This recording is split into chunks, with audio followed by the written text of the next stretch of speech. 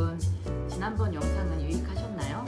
오늘은 요즘 집에서 많이 키우고 있는 관엽식물에 대해서 알려드리려고 합니다.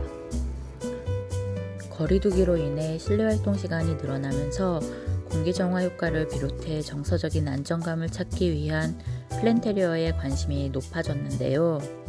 대형 여인초부터 몬스테라, 스킨답서스 같은 잎을 관상하는 다양한 관엽식물들을 많이 키우고 계시죠. 이런 식물들 중에 일부는 공기 중으로 뿌리를 뻗고 주변에 큰 나무나 기둥에 붙어서 자라는 덩굴성 식물들이 많다는 것 알고 계신가요? 공기 중에 나오는 이 뿌리를 기근이라고 부르는데, 화원에서 처음에 화분을 구입해 갈 때는 기근들이 크게 보이지 않다가 집안의 환경에 적응해서 자라다 보면 기근이 길게 뻗어나와 있는 것을 발견하게 됩니다.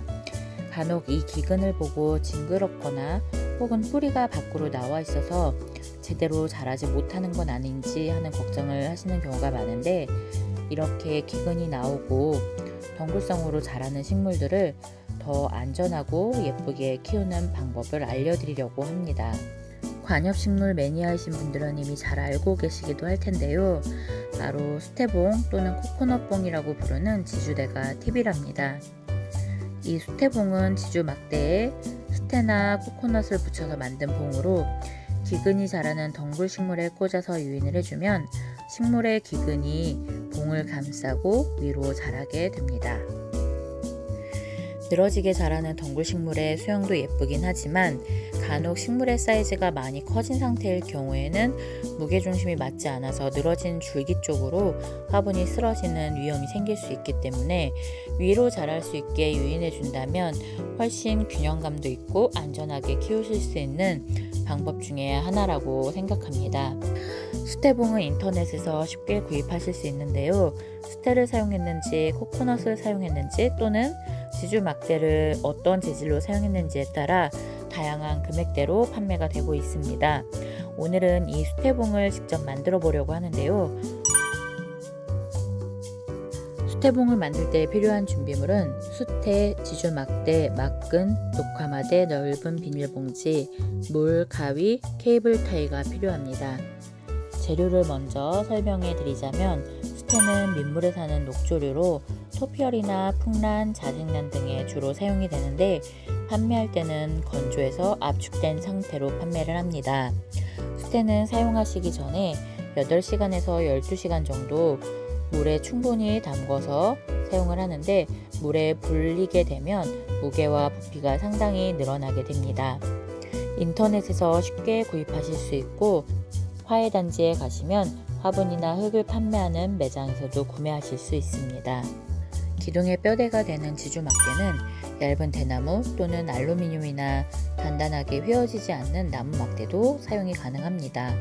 단 나무 막대를 그대로 사용하게 되면 물이 계속 닿아서 썩을 수 있기 때문에 방수 처리가 된 나무를 사용하기도 합니다. 다이소나 대형마트의 원예 코너에 있는 식물 지주대를 이용하시면 손쉽게 구입이 가능하시고 대부분 낱개로 판매하기 때문에 필요한 양만큼 구입해서 사용하기가 좋습니다. 녹화마대는 황마를 이용해서 천 형태로 만든 제품으로 10cm부터 120cm까지 다양한 간격의 폭으로 제작이 되어지는데요. 막대에 수태를 감을 때 녹화마대로 겉면을 감싸주면 훨씬 손쉽게 감을 수 있고 15cm에서 20cm 정도의 폭으로 선택을 하시면 좋습니다. 녹화마대를 구입하는 방법은 다른 재료들처럼 화훼자재 시장을 가시면 구입을 하실 수도 있지만, 요즘에는 인터넷으로도 손쉽게 구입을 하실 수가 있습니다. 막근이나 가위, 케이블 타이 같은 재료들은 보통 많이 사용하는 것들이고 주위에서 쉽게 구입하실 수 있는 것들이니 어렵지 않게 만드실 수 있을 거라고 생각합니다. 자, 지금부터 수태봉 만들기를 한번 시작해 보도록 하겠습니다. 수태는 오래 불려둘수록 제작하기가 수월하니 제작 전날 미리 깨끗한 찬물에 담궈 주시고요. 필요한 양만큼 하시면 되는데, 처음에는 이렇게 건조되어 있는 상태라서 양이 가늠이 잘 안 되실 것 같으니까 우선 크게 이렇게 한 줌, 두 줌 정도 물을 한번 먼저 담궈보세요. 저는 3줌 정도를 담그겠습니다. 수태가 물에 충분히 젖도록 한번 잘 눌러주시고, 시간이 지나면 점점 자기가 물을 먹고 불어져서 지금 이 통 안에 있는 물이 물보다 수태의 양이 더 많아져 보이게 됩니다. 그때 사용하시면 되겠습니다. 그 다음에 수태봉에 필요한 덩굴 식물이 심겨진 화분을 준비해 주시고, 화분의 사이즈에 맞춰 지주 막대의 크기를 정하고 화분 속에 들어가는 막대의 길이가 어느 정도 될지 미리 표시해 주시면 되겠습니다.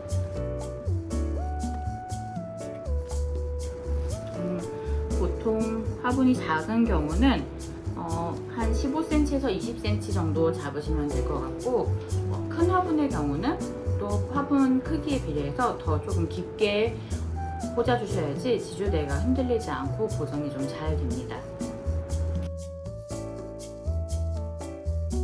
불린 수태가 준비되었다면 지주막대에 표시해둔 길이만큼 녹화마대를 잘라서 책상에 펼쳐두고, 수태를 한 줌씩 쥐어서 물기를 한번 짜낸 후에 녹화마대 위에 평평하게 깔아줍니다.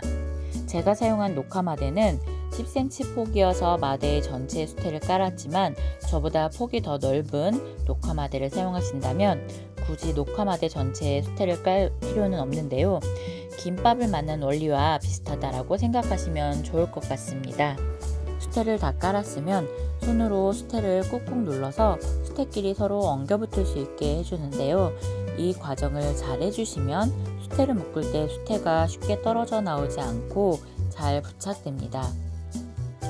잘 눌린 수태 위에 준비한 지주막대를 처음에 표시했던 화분에 들어가는 깊이만큼은 수태 밖으로 나오도록 길이를 조정하여서 올려주고, 김밥을 마는 것처럼 막대가 중심으로 오게 하여 돌돌 말아줍니다. 저처럼 10cm 폭의 마대를 사용하실 경우에는 막대를 감싸는 정도밖에 안 되는데요. 이렇게 폭이 짧아서 돌돌 말아지지 않는 경우에는 케이블 타이를 이용해 3-4군데 정도 임시로 고정을 해주세요.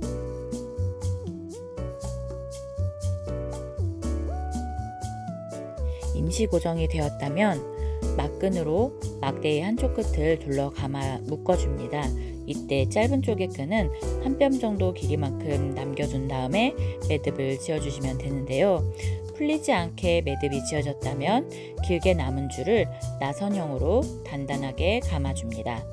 막대의 끝까지 끈을 감았으면 감고 있던 끈의 방향을 다시 틀어서 반대의 나선 형태가 되도록 처음 시작했던 지점으로 또다시 감아줍니다.